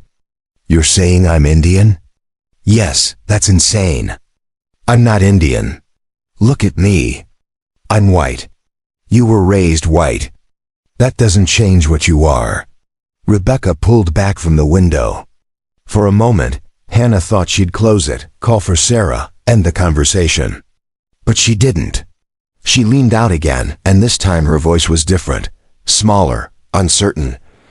If this is true, if my father is really alive, why didn't he come for me before? He tried. He searched for years, but didn't know where you were, didn't know settlers had taken you in. He only found out recently that you might be in Fort Mason. He came here to find you, to see you. But the town didn't give him a chance. They left him bleeding in the street. I heard about that, Rebecca said slowly. About the Indian who was hurt. Sarah said he was dangerous, said we should stay away from talk about it. He's not dangerous. He's your father. And he's dying in my spare room right now. He asked me to find you, to tell you he never stopped looking. That's why I'm here. Rebecca was crying now, tears catching the moonlight. I don't understand. How can this be real? My whole life, everything I thought I knew. I know, Hannah said gently. I know it's impossible to understand all at once. But you have a choice now. You can come with me tonight, see him, hear his story. Or you can stay here and never know if I'm telling the truth. But whatever you choose, you deserve to choose. Not Sarah, not the town, you. Rebecca wiped her eyes. If I come with you, Sarah will never forgive me. She'll say I've betrayed her. Maybe, but if you don't come, you'll never forgive yourself. Silence stretched between them. Hannah waited, barely breathing. Everything hung on this moment, this choice made by a young woman who just had her entire world turned inside out. Finally, Rebecca spoke. Wait there. I need to get dressed. I'm coming with you. Hannah's knees nearly buckled with relief. She moved back into shadow and waited, watching the house. A few minutes later, a door opened on the far side. Rebecca emerged, wrapped in a heavy coat, a small bag over her shoulder. She moved quickly across the yard. They didn't speak until they'd cleared the fence and were halfway to where Dancer waited. Then Rebecca grabbed Hannah's arm, forcing her to stop. If you're lying to me, she said, her voice shaking, if this is some cruel joke, I'll never forgive you. I'm not lying, Hannah promised. Your father is real. And he's been waiting 15 years to see you again. They mounted Dancer together and rode for the ranch. Behind them, Fort Mason's lights faded into darkness. Ahead, somewhere in the cold night, a father and daughter moved toward a reunion 15 years overdue. Rebecca stood frozen in the doorway of the spare room, her hand gripping the frame so tightly her knuckles went white. Hannah watched from behind, giving the young woman space to process what she was seeing. The lamp on the nightstand cast soft light across Paheoko's sleeping face, peaceful now that the fever had finally broken. His chest rose and fell with steady breaths, the bandages clean and white against his copper skin. That's him? Rebecca's voice was barely a whisper. That's supposed to be my father? Yes, Hannah said gently. His name is Paheoko. It means lone wolf in Comanche.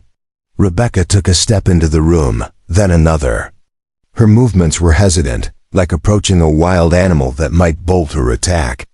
She stopped at the foot of the bed, staring down at the sleeping warrior. In the lamplight, Hannah could see the resemblance clearly now. The same high cheekbones, the same shape to the eyes, the same straight nose. How had no one in Fort Mason ever noticed? I don't remember him, Rebecca said. Her voice cracked. I've been trying the whole ride here, trying to remember anything. But there's nothing. Just darkness like my life started the day Sarah found me. You were 6 years old and traumatized. The mind protects itself sometimes by forgetting. Or maybe, Rebecca said, her voice hardening, maybe you're wrong. Maybe he's just some Indian who heard about an orphan and decided to claim her. Maybe this is all a mistake. Before Hannah could respond, Pahayoko's eyes opened. He looked around, confused for a moment. Then his gaze found Rebecca. His whole body went rigid. For a long moment, neither moved. They simply stared at each other across the small room. Two strangers connected by blood and separated by everything else. Pahayoko spoke first, his voice rough from fever and emotion. He said something in Comanche, a long string of words that sounded like a prayer or a plea. Rebecca shook her head. I don't understand. I don't speak that language. Pahayoko's face crumpled. He switched to broken English. Netsana. My daughter. Your name was Netsana. It means bright morning. My name is Rebecca. Before they take you, before they make you forget. You were Netsana, daughter of Pahayoko and Mahina. Your mother, she died when you 4 winters old. Fever take her. But you live. You were strong, like your mother. Rebecca wrapped her arms around herself. I don't remember any of that. I don't remember you or this Mahina or being called Netsana.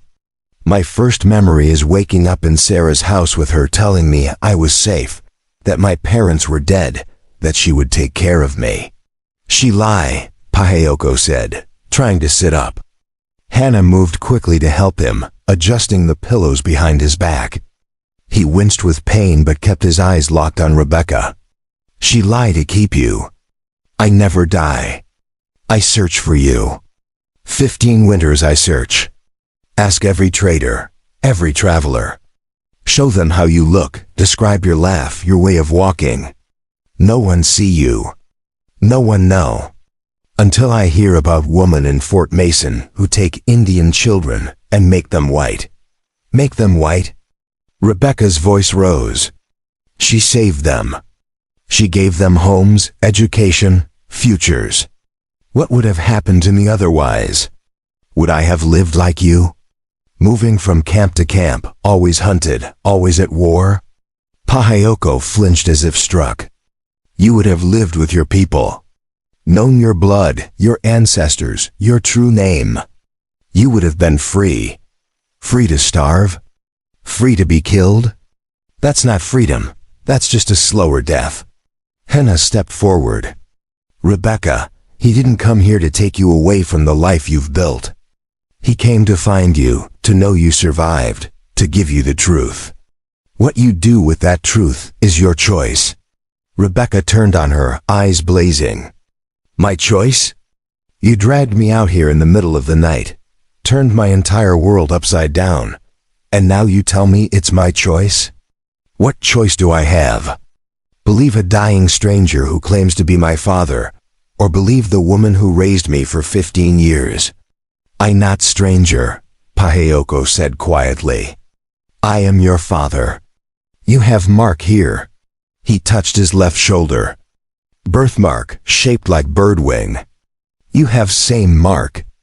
And scar on your knee from when you fall from horse, when you 3 winters old. I hold you while you cry, tell you every warrior falls sometimes. What matter is getting back on horse. Rebecca's hand moved unconsciously to her left shoulder. Hannah saw the gesture and knew Pahayoko was right about the birthmark. Rebecca's face had gone pale. Anyone could know about a birthmark, she said, but her voice lacked conviction. Sarah could have mentioned it to someone, word could have spread. Then the scar. Show me you don't have scar on knee. Rebecca's jaw worked.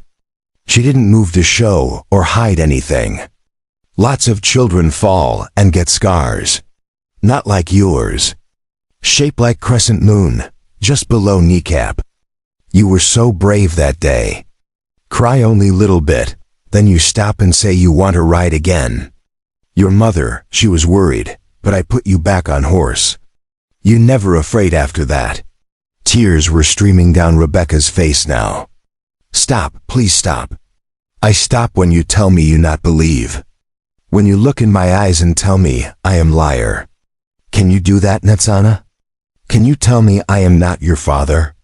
The room fell silent except for the crackle of the fire in the other room and the wind outside rattling the windows. Rebecca stood trembling, her arms still wrapped tight around herself. Finally, slowly, she shook her head. I can't, she whispered. I can't say it because I think you're telling the truth. And I hate that. I hate that everything I thought I knew is a lie. Not lie, Pahayoko said. Just not whole truth. You are Rebecca, and you are Netsana. You are both. Can be both. No, Rebecca said fiercely. I can't be both. This town, these people, they hate Indians. If they knew what I really am, they'd destroy me.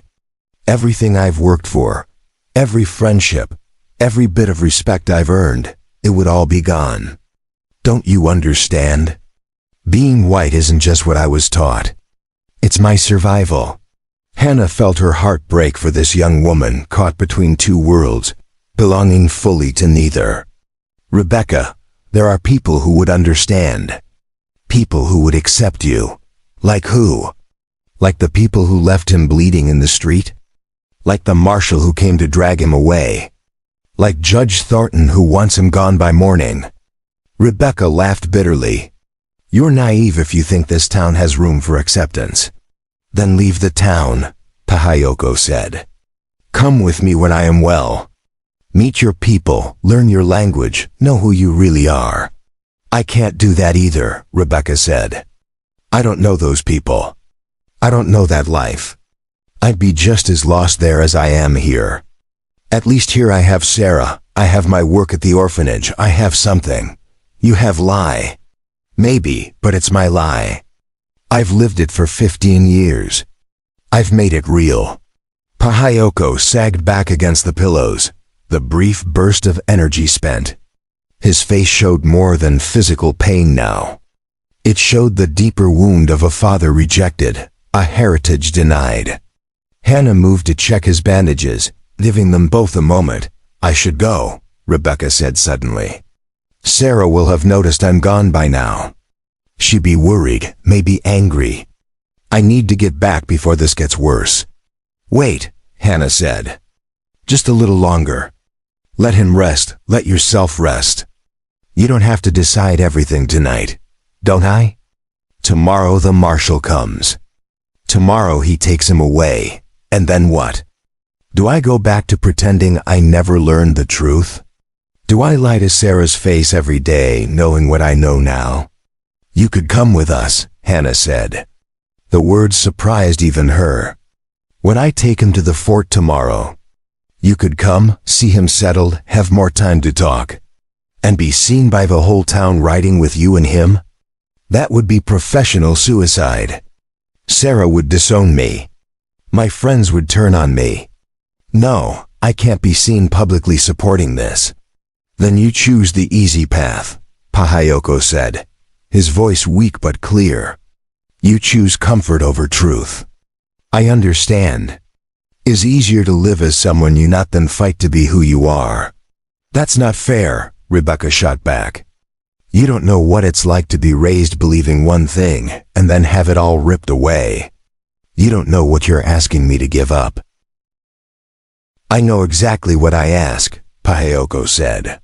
I ask you to be brave, like you were when you were 3 winters old and fell from horse, like you were when your mother died and you did not break, like you were when soldiers chase us and you run into woods alone to survive.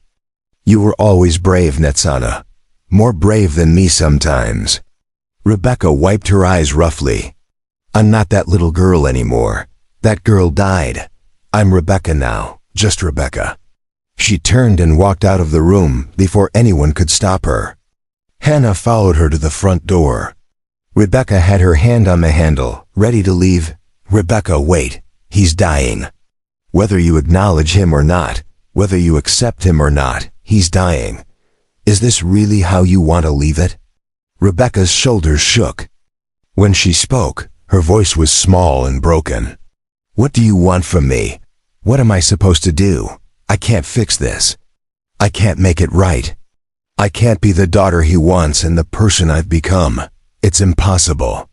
You don't have to fix anything, Hannah said gently.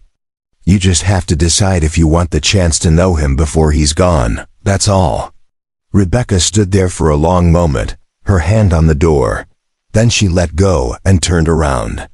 1 hour, I'll stay 1 more hour. Then I have to go, and you have to promise not to tell anyone in town that I came here. I promise. They returned to the spare room.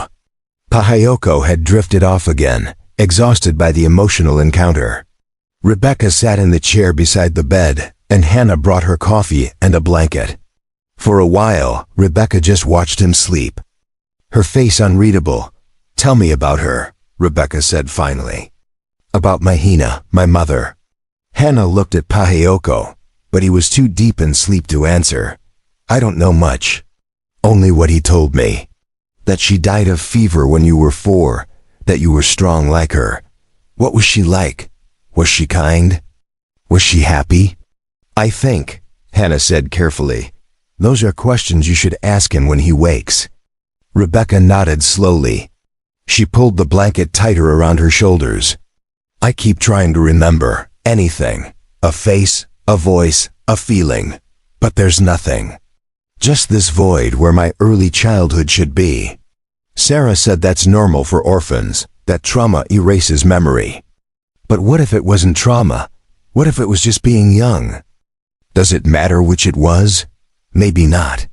But it feels like it should matter, like I should be able to remember my own mother. They sat in silence. Outside, an owl hooted. The wind picked up, howling around the corners of the house. Hannah checked the fire and added more wood. When she returned, she found Rebecca had moved closer to the bed. She was studying Pahayoko's face in the lamplight, tracing the lines and scars with her eyes. He looks tired, Rebecca said. Even sleeping, he looks like he's carrying the weight of the world. He's been searching for you for 15 years.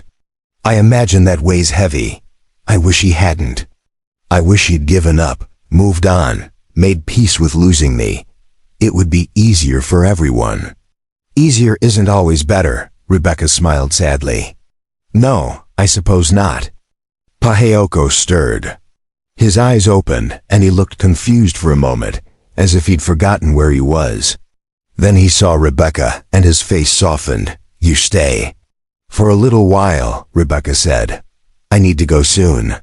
Then I tell you about your mother now, while I can. He shifted, trying to sit up more. Hannah helped adjust the pillows. Mahina was daughter of chief. Very beautiful, very proud. I was young warrior, not important. But I see her and I know she is meant for me. He smiled at the memory. I court her for 2 years. Bring her family horses, meat from hunt, everything I have. Her father not impressed. Say I am too wild, too reckless. But Mahina, she sees something in me. One day she tell her father she choose me, and if he not allow it, she run away.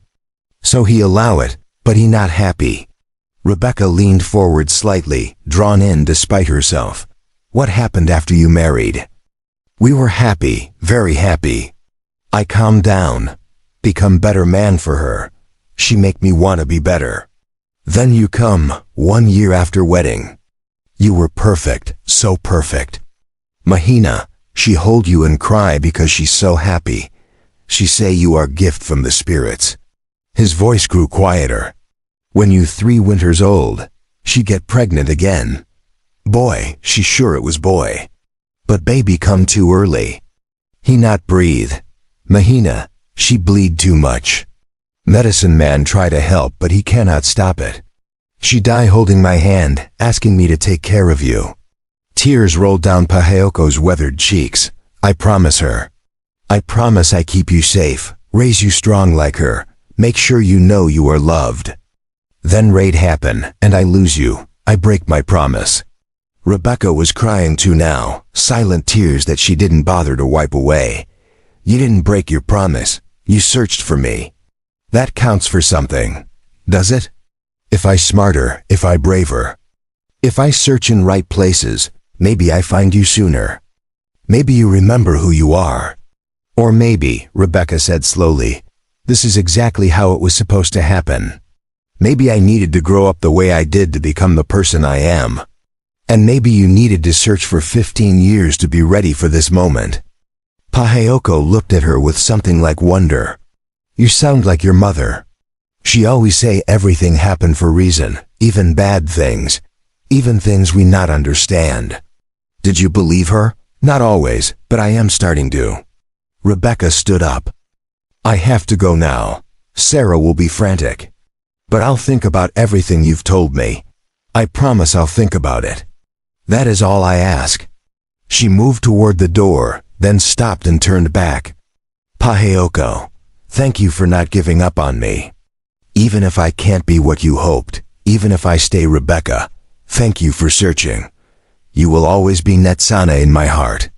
No matter what name you choose. Rebecca left quickly after that, as if afraid she might change her mind. Hannah walked her to the porch and watched her mount Dancer for the ride back to town. Are you sure you'll be all right? No, Rebecca said honestly. But I'll manage. I always do. She rode off into the darkness. Hannah stood on the porch until the sound of hoofbeats faded completely.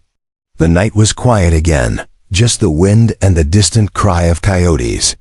She felt exhausted, wrung out by the emotional weight of the evening. Back inside, she found Paheoko still awake. He looked at her with eyes full of questions. She come back? You think she come back? I don't know, Hannah said truthfully. She's confused, scared, torn between two lives. But she listened. That's something. Not enough. I want her to know her people, her language, her real name. I want her to be Comanche. But that's not your choice to make. It's hers. You gave her the truth. Now she has to decide what to do with it. Paheoko closed his eyes. I am dying. I feel it. Fever is gone, but something else is wrong inside. I not have much time. Don't talk like that. You're getting stronger. No, I know my body. I know how death feels. It is coming soon. He opened his eyes again. Promise me something. Anything. If Netsana, if Rebecca, if she decide to stay white, if she decide I am not her father, you tell her one thing. You tell her I love her. That I always love her. That not her fault I die. Promise. Hannah's throat felt too tight to speak. She managed a nod. I promise. Good. He settled back into the pillows. Now I can rest. Now I can let go if I need to. Don't let go yet, Hannah said. We still have to get you to the fort tomorrow. We still have time. But even as she said it, she wondered if it was true. Paheoko's color was worse than it had been earlier. His breathing was more labored. The wound might be healing, but something else was failing. Time was running out faster than she'd thought. Hannah spent the night in the chair beside his bed, dozing fitfully, waking every hour to check on him. Each time he was still breathing, still fighting. But each time he seemed a little further away, as if part of him was already crossing over to wherever the dead go. Dawn came gray and cold. Hannah made coffee and tried to eat some bread, but her stomach rebelled. She had to get Paheoko to the fort this morning, as promised. Had to load him into the wagon, make the 40-mile journey, hand him over to strangers who might or might not care whether he lived or died. She was hitching up the wagon when she saw riders coming. 3 of them, moving fast. Her heart sank. More trouble, as if she didn't have enough already. But as they got closer, she recognized the lead rider, Margaret Henley, the schoolteacher. And behind her, 2 men Hannah didn't know well.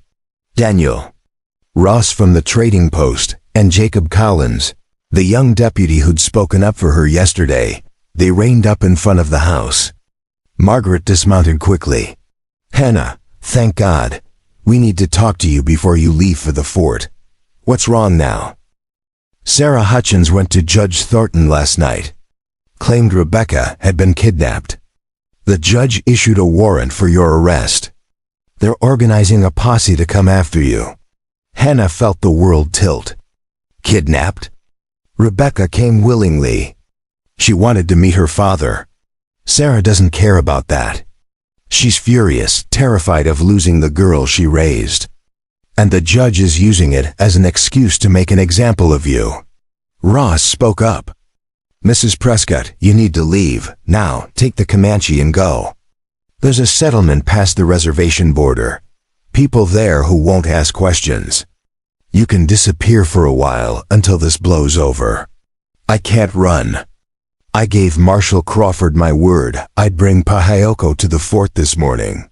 Collins leaned forward in his saddle. Ma'am, with respect, your word won't matter if you're in jail.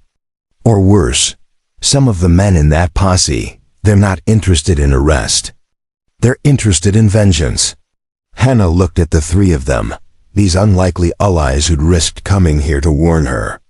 Then she looked back at the house where Pahayoko lay dying. She'd made him a promise. She'd made the marshal a promise. But what good were promises if she wasn't alive to keep them? How much time do I have? An hour, maybe less. They were gathering when we left town. Hannah made a decision. Help me get him into the wagon. We're heading for the fort, but we're taking the long way around, staying off the main roads. If we're lucky, we can avoid the posse. And if you're not lucky? Margaret asked. Then I guess we'll find out how far I'm willing to go to keep a promise. They worked quickly, loading Pahayoko into the wagon bed and packing supplies. He was barely conscious, too weak to protest or help. Hannah covered him with blankets and canvas, hiding him from casual view. Then she climbed onto the driver's seat. Thank you, she said to the three who'd come to help. All of you. I won't forget this. Just stay alive, Margaret said. That'll be thanks enough. Hannah snapped the reins, and the wagon lurched forward. Behind her, she could hear Margaret and the others mounting up to ride back to town. Ahead lay 40 miles of open country, a dying man, and a promise she wasn't sure she could keep, but she'd try. God help her, she'd try. The wagon wheel hit a rut and Pahayoko groaned. Hannah glanced back, her heart clenching at the sound. They'd been on the road for 3 hours, taking every back trail and cattle path she knew to avoid the main route to the fort. The sun was high now, burning off the morning frost, but offering no warmth. Winter was coming hard this year. She'd seen no sign of the posse yet, but that didn't mean they weren't out there. Fort Mason had enough men who'd jump at the chance to hunt down a woman they saw as a traitor. Hannah kept the horses moving at a steady pace, not so fast as to exhaust them, but fast enough to put distance between her ranch and whoever might be following. How much further? Pahayoko's voice was weak, barely audible over the rattle of wheels. 20 miles, maybe less. Can you hold on? I hold on. But Hannah, if posse come, if they catch us, you say I force you. You say I threaten you, make you take me. You save yourself. I'm not saying that. I made my choice. Foolish choice. You lose everything for man you barely know. Hannah pulled the wagon to a stop. She climbed back and knelt beside him, adjusting the blankets. His face was gray, his breathing shallow. The wound had stopped bleeding days ago, but she could see infection creeping in, despite all her efforts. Red streaks radiated from the bandages, and his skin felt too hot again. I didn't do this for a stranger, Hannah said quietly. I did it because it was right. Because if I'd walked away, I wouldn't be able to live with myself. Do you understand? Some debts can't be measured. Some things matter more than property or reputation. Pahayoko's eyes glistened. Your husband, Thomas, he was lucky man. Very lucky. I was the lucky one. He taught me what it meant to have courage when it counted. I'm just trying to live up to his example. She climbed back to the driver's seat and urged the horses forward. The landscape rolled past, endless prairie broken by occasional stands of trees and rocky outcrops. In the distance, she could see storm clouds gathering. More snow coming, she could feel it in the air. They crested a rise and Hannah's heart stopped. Below, spread across the valley, were riders. At least a dozen men, moving in a search pattern. She pulled the horses to a halt and ducked low, hoping they hadn't been spotted yet. "What is it?" Paheoko called from the back, the posse. "They're between us and the fort." Hannah scanned the terrain desperately. To the west, the land rose toward a series of rocky hills, rough country, but offering places to hide. She made a decision and turned the wagon west, urging the horses into the rocks. A rifle shot cracked the air. Hannah flinched, but the bullet went wide. They were still out of range, but not for long. She guided the wagon into a narrow canyon, praying it wasn't a dead end. The walls rose up on either side, red stone streaked with white. Her heart hammered against her ribs. The canyon opened into a small box valley, maybe 200 yards across. Hannah saw the problem immediately. Only one way in, one way out. She'd trapped them. But there was a rock overhang on the far side, enough shelter to make a stand if it came to that. She drove the wagon under the overhang and jumped down. Paheoko was trying to sit up, his hand reaching for a weapon he didn't have. "Give me gun. I can fight. You can barely sit up." "Then I die fighting, not hiding like coward." Hannah pulled Thomas's rifle from under the driver's seat. It was an old Springfield, reliable but slow to reload. She checked the ammunition. 12 rounds. Not nearly enough if it came to a real fight. She handed Paheoko the pistol from the back of the wagon. 6 shots, she said. "Make them count." The sound of horses echoed through the canyon. Hannah positioned herself behind the wagon, using it for cover. Paheoko lay in the bed, the pistol resting on his chest, pointed toward the canyon mouth. They waited. Samuel Porter entered first, flanked by 4 other men Hannah recognized from town. The blacksmith's face was hard with purpose. Behind them came more riders, spreading out to block any escape. She counted 14 in total. 14 against 1 woman and a dying man. Porter reined up 50 yards away. "Hannah Prescott, you're under arrest for kidnapping and harboring a fugitive. Come out peacefully, and this doesn't have to get ugly." "Rebecca wasn't kidnapped," Hannah called back. "She came willingly to meet her father." "Sarah Hutchins lied to you." "That's not what Sarah says." "And Judge Thornton believes her." "Since when does Thornton care about the truth?" "He just wants an excuse to get rid of me and Paheoko both." One of the other men, a rancher named Stevens, called out, "You're making this worse for yourself, Hannah. Give up the Indian, and we'll go easy on you. Keep fighting, and we'll have no choice." Hannah raised the rifle, sighted down the barrel, and fired a shot into the ground 10 feet in front of Porter's horse. The animal reared, nearly throwing him. The other horses spooked, backing up. "Next shot won't be a warning," Hannah shouted. "Stay back." Porter regained control of his horse. His face was red with anger now. "You're only making this worse. You can't hold us off forever. You're outnumbered, outgunned, and trapped." Then she heard it. Another horse, coming fast through the canyon. The posse heard it too, turning to look. A single rider appeared, pushing their mount hard. As they got closer, Hannah recognized the dark hair and determined set of the shoulders. Rebecca Hutchins rode into the box valley like an avenging angel.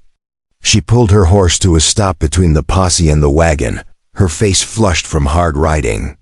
Sarah Hutchins followed seconds later, her face twisted with fury and fear. "Rebecca, get away from there," Sarah commanded. "These men are here to help you. Help me." Rebecca turned to face her adopted mother. "By hunting down my real father? By arresting the woman who gave me the truth you've been hiding for 15 years? Sarah's face went pale. "Rebecca, you don't know what you're saying. You've been confused, manipulated. I know exactly what I'm saying. His name is Paheoko. He's been searching for me since I was 6 years old. And you knew. You knew I had family looking for me, and you kept me anyway. I saved your life. Sarah's voice broke. You were alone, traumatized, wandering in the wilderness. I took you in, raised you, loved you. I gave you everything. You gave me a lie, Rebecca said. The words were harsh, but her voice held more sadness than anger. You gave me a life built on erasing who I was. Did you really think I'd never find out? That I'd never ask questions? Porter interrupted. This is all very touching, but it doesn't change anything. We have our orders. Rebecca turned to him. What orders? To arrest a woman for showing basic human decency? To drag a dying man away from the only person willing to help him? Is that what Fort Mason has become? The judge. The judge is wrong, Rebecca said firmly, and you know it. All of you know it.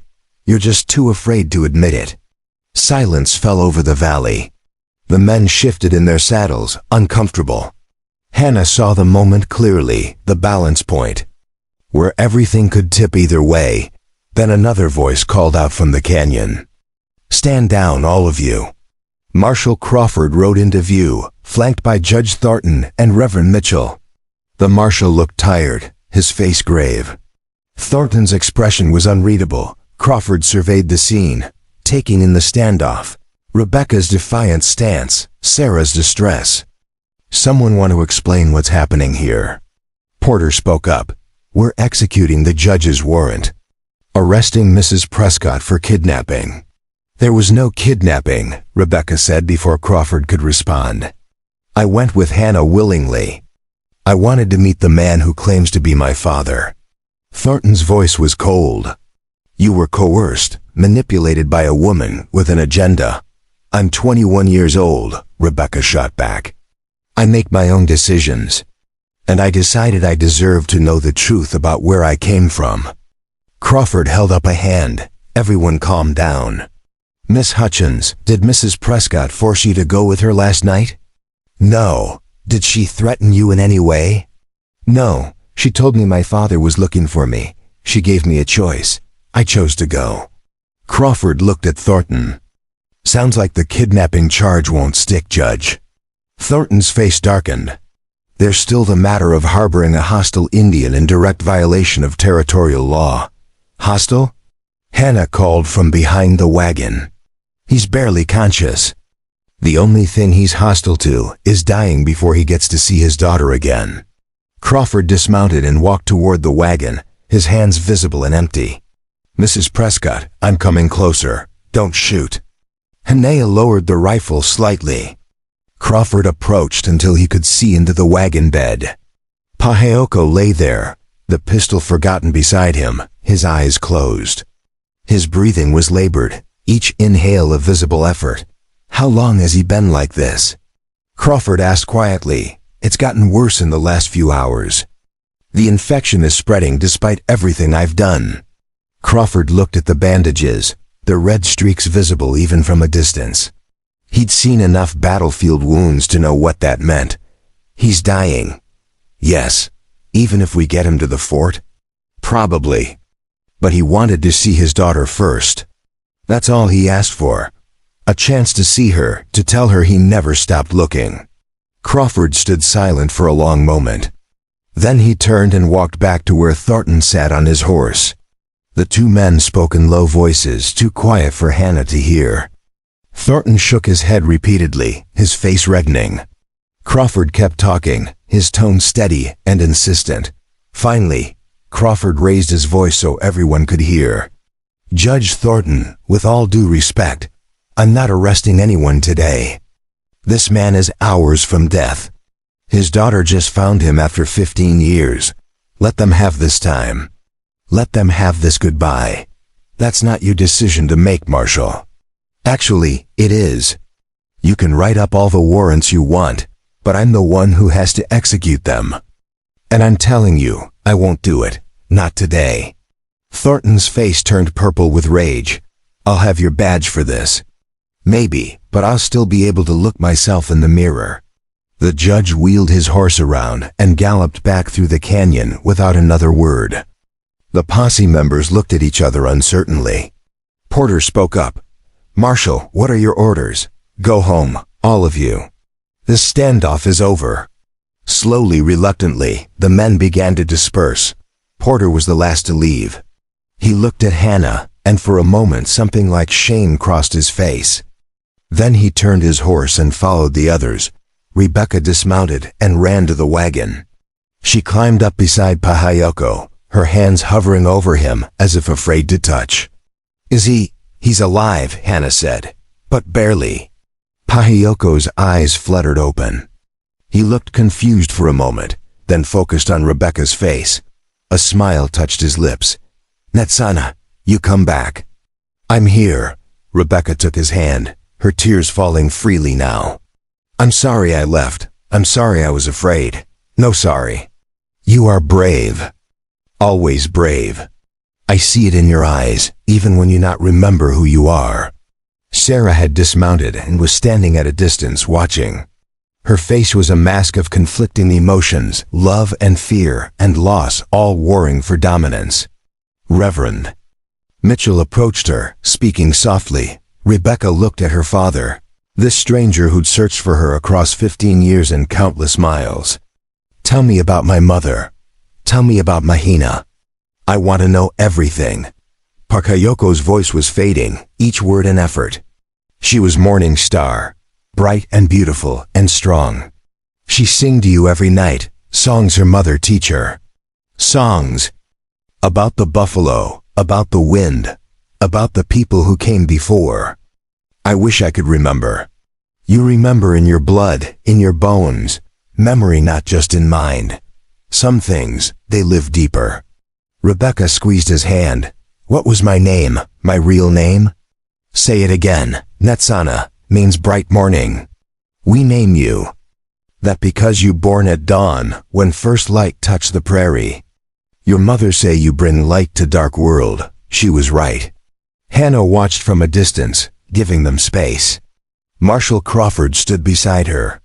You did a good thing, Mrs. Prescott. Not a smart thing, maybe, but a good thing. In the wagon. Bed. Pahayoko's breathing had become shallow and irregular. Rebecca leaned close, still holding his hand. Don't go yet.